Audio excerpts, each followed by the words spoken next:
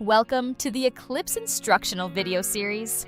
In this video, we'll walk through the process of submitting a commercial building permit application in Eclipse.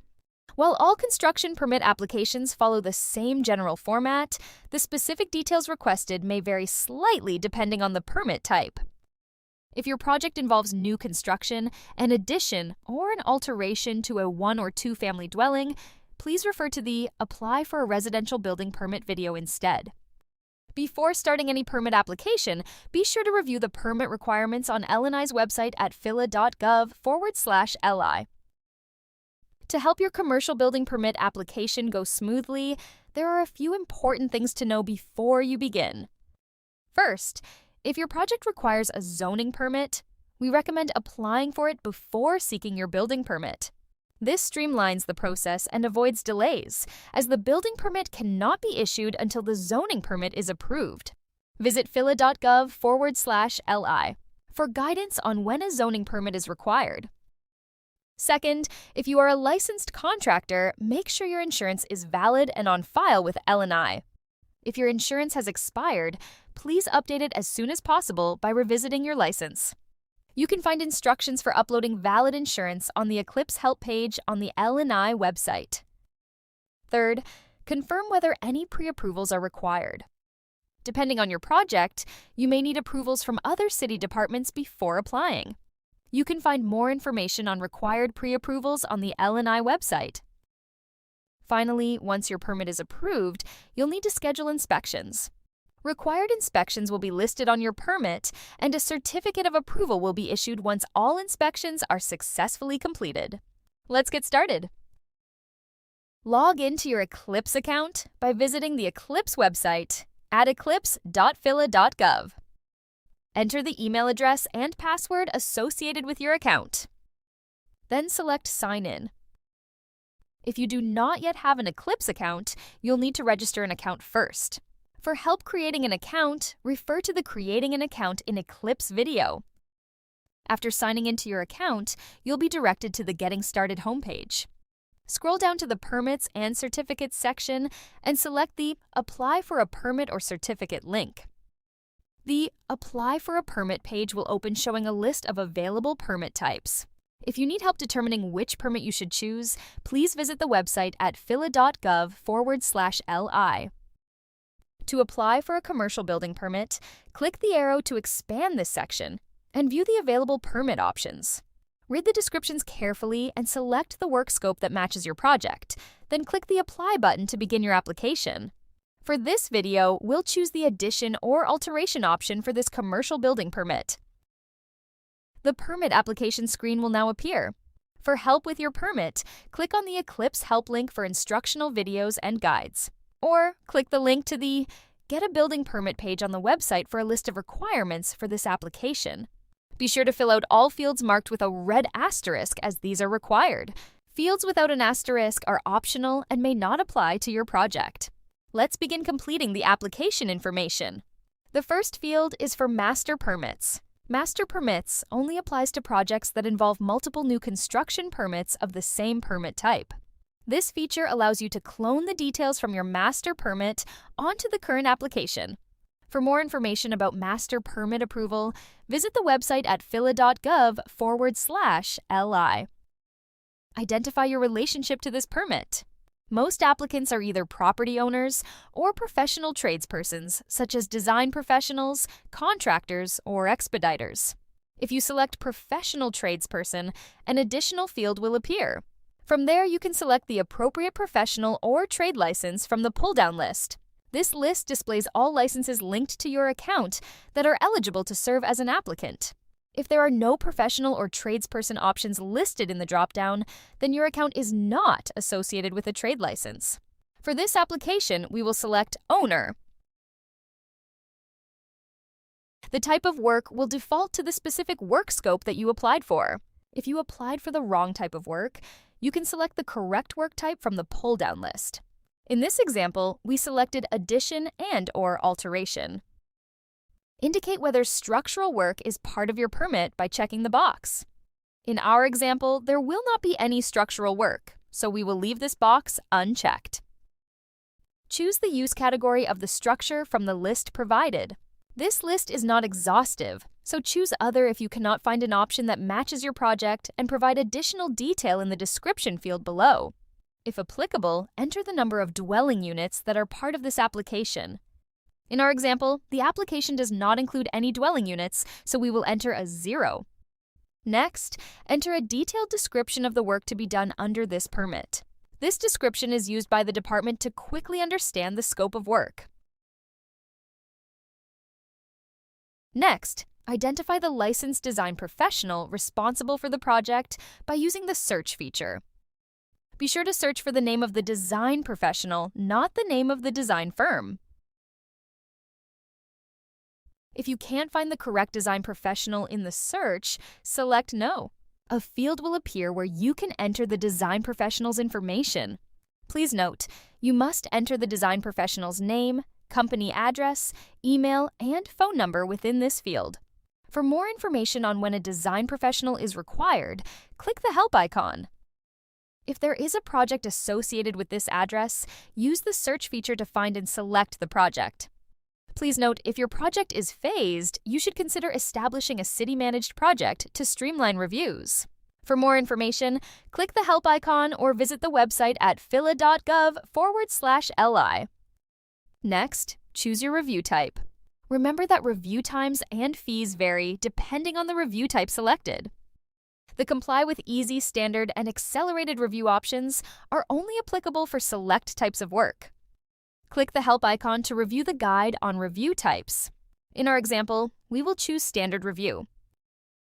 Next, search for the property. Use the search field to enter the property address, the building identification number, or the OPA account number. Then select the magnifying glass.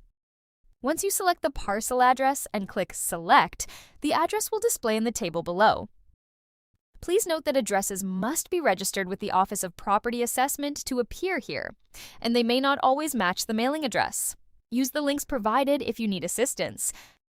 Depending on your application type and characteristics of the property, you may see multiple results, such as several buildings, parcels, or condominium units. Select the specific building, parcel, or unit from the list. For work on an existing building, select the entry labeled Building. For all other applications, select the entry labeled Parcel. If the parcel has condominium ownership, be sure to choose the correct unit. Finally, if applicable, use the specific location box to identify the exact location within the structure or on the property where the work will be performed. If your project includes excavation that is more than 5 feet below the adjacent grade, you must check the excavation box. You may either include the excavation work with this application, or if you applied separately, enter the permit number in the field below. Please note, all new construction projects will result in excavation more than 5 feet below adjacent grade. In those cases, the excavation box will be checked by default. Unchecking this box will result in delays to your permit.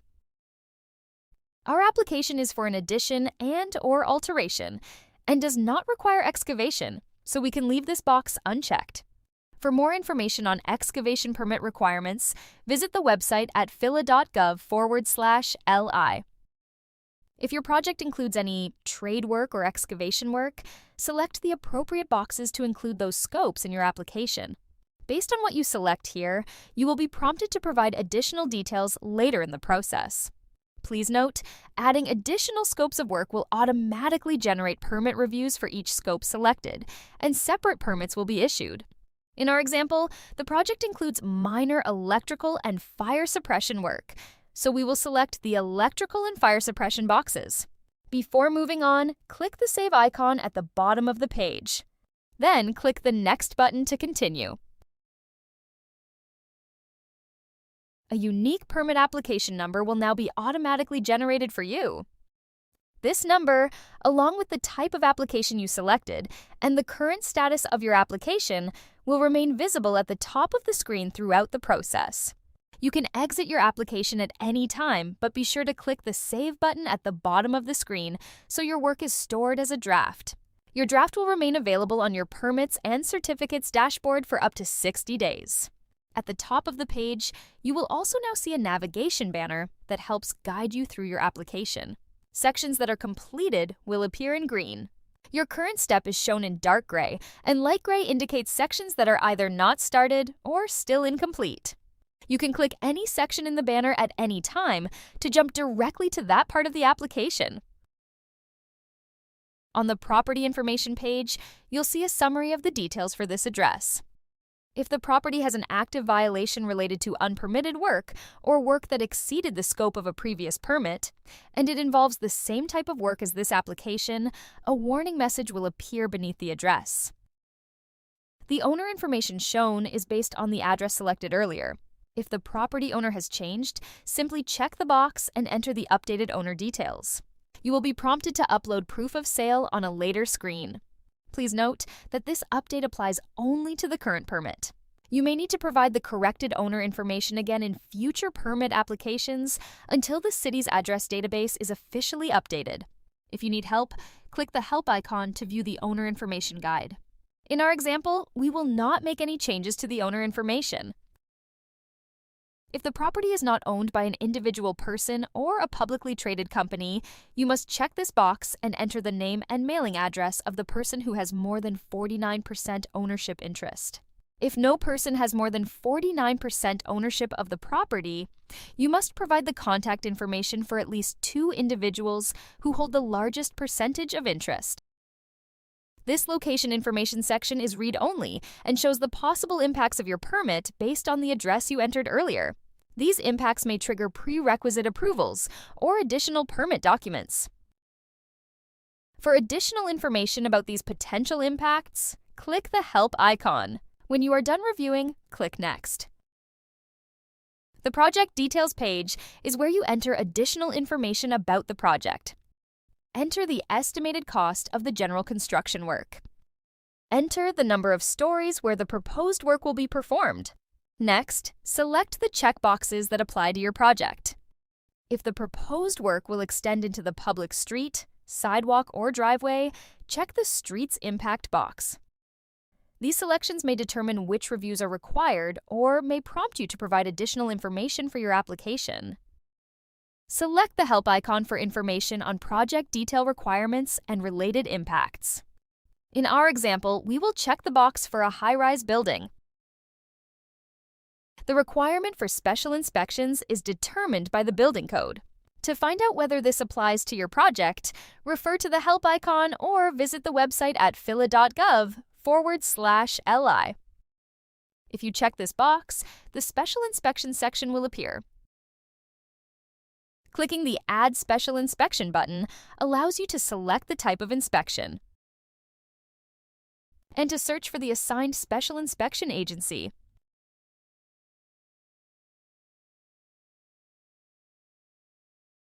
Clicking OK will display the selected inspection and agency in the table below. Repeat this process for each type of special inspection required for the permit. If you need to remove a special inspection, select the corresponding box and click the red trash icon. You will also be required to identify the licensed design professional in responsible charge for special inspections. Be sure to search for the name of the design professional and not the name of the design firm. If you can't find the correct design professional in the search, select No. A field will appear where you can enter the design professional's information.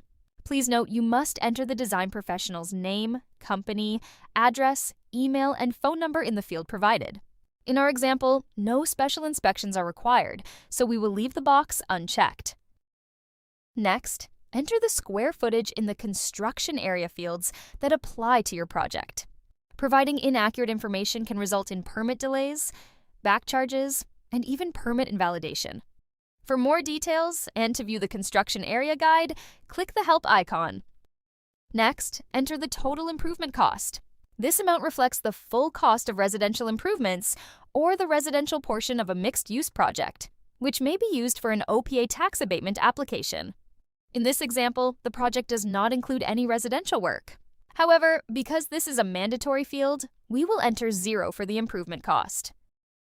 Enter the occupancy type for each floor or story included in this application.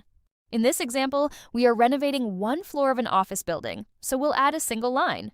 From the drop-down menu, select the appropriate occupancy type and construction type. Be sure to enter the square footage, the floor number, and whether the floor is sprinklered or non-sprinklered. If you need to remove a line, check the applicable box and click the red trash icon. If your project includes work that impacts an adjacent property, as described in any of the work listed, select Yes. An owner acknowledgement section will appear. You must provide certain project information to the owner or resident of the adjacent property impacted by your project. Each adjacent owner must sign the Acknowledgement of Receipt form to acknowledge that they have received the project information. Each affected neighbor must sign separate acknowledgement forms, and you will be prompted to upload them later in this application. Select the Yes button if all signatures were received, or the No button if you were unable to obtain all signatures. If you select No, you must upload proof of delivery for each affected owner. In this case, please note that no permit will be issued until at least 60 days after the application is submitted. Click the link to the help guide for more information on impacts on adjacent property. Click Next to proceed to the next page. Certain projects require other permits or approvals as a prerequisite, and these must be obtained before this permit can be issued. These are referred to as related permits. In some cases, you can submit the application without entering the related permit or approval number. However, this may delay or prevent the issuance of your permit. To reduce delays and avoid confusion, it is strongly recommended that you apply for all prerequisite approvals before submitting this permit application. In this example, we will link this permit to a zoning permit by entering the permit number in the space provided, then clicking the magnifying glass and selecting the permit from the pop-up window. For additional information on related permits, click the Help icon. Click the Next button to continue. Next, add a licensed contractor. To find your contractor, enter their name or license number and select them from the list. Searching by license number usually gives the most accurate results. If you don't know your contractor yet, you can continue with the application, but the permit cannot be issued until a contractor is identified. If someone other than the contractor is completing the application, the licensed contractor will need to verify the association before the permit can be issued. Once you add a contractor, they'll receive an email prompting them to log into their Eclipse account and confirm their association with this permit. The permit will not be issued until this verification is complete. If you can't find your contractor or need more help, select the Help icon for additional guidance. If you have subcontractors working under this permit, you'll need to list them here. Subcontractors who are operating under their own trade permits do not need to be included. Enter the subcontractor's name or license number and select them from the list. If you don't have that information yet, or if you need to make changes later, you can return to your permit in your Eclipse account and update it at any time. Click Next to continue. An electrical permit details page is included here because electrical was selected as an additional scope of work earlier in the application. Enter the estimated cost of the electrical work. If the electrical work falls within any of the listed occupancies, select the checkboxes that apply. Next, enter the equipment details. Review each option carefully and select only those that apply to the scope of work being performed under this permit. Additional details may be requested based on your selections. For additional information, refer to the Electrical Equipment Guide. Enter the licensed electrical contractor. If you don't know your contractor at this time, you can submit the application without completing this step and provide the contractor information later. Please note, the electrical permit will not be issued until a contractor has been identified. If your contractor cannot be found, you can use the contractor lookup tool on our website to verify that the company is approved for the work type. Visit phila.gov/li/contractor-lookup. Identify the electrical inspection agency that will perform the electrical inspections under this permit. You can search by company name or by license number, then select the agency from the list. To narrow the search results, it is best practice to use the license number. Refer to our Electrical Inspection Agency Guide for more information on third-party electrical inspection requirements and for a list of licensed agencies. Click Next to continue. A fire suppression system details page is included here because fire suppression system was selected as an additional scope of work earlier in the application. Enter the estimated cost of the fire suppression work, and enter the pipe sizes for the applicable fire suppression system. Add all equipment by selecting the plus icon in the table and choose the appropriate equipment from the drop-down menu. Be sure to enter quantities for each item you add. For additional information, refer to the fire suppression guides. Next, enter the fire suppression contractor. If you do not know your contractor at this time, you may submit your application without completing this step and provide the contractor information later. Please note, a fire suppression permit will not be issued until a contractor has been identified. If you cannot find your contractor, you can use the contractor lookup tool on our website to verify that the company is approved for this work type. Visit phila.gov/li/contractor-lookup. Click Next to continue. Here's where you will upload your documents. Check the left-hand column to see whether a document is required. Required documents are based on the proposed work and occupancy type selected earlier in your application. Some documents may include a sample form identified by a download icon. Click the icon to view and download these sample forms. If a required document is not uploaded, you will not be able to submit your application and will need to return to this page. Please note that optional documents may still be necessary depending on your project. For a complete list of permit application documents, visit phila.gov/li. Click the Upload Files button to open the file folder on your computer and choose the PDF files you want to upload. Please be sure to upload PDF files that are no larger than 75 megabytes. Once the documents are uploaded, select the document type from the drop-down menu.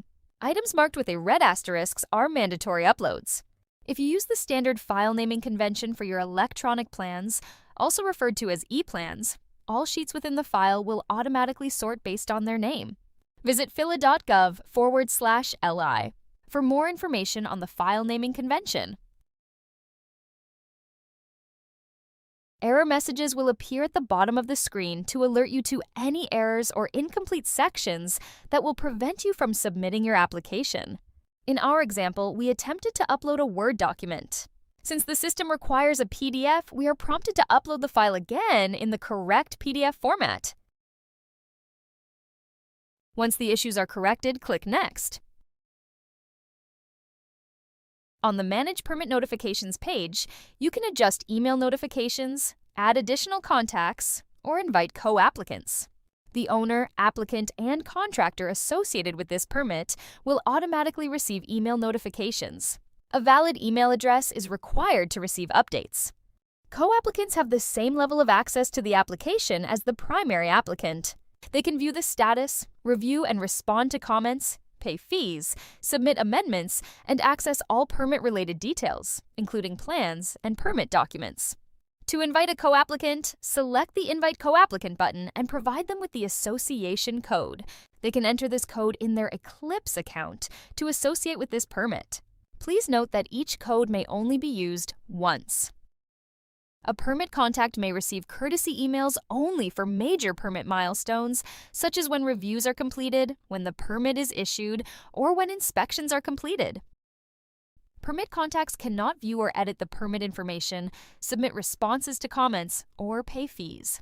To add a permit contact, click the plus sign and complete the information in the pop-up window.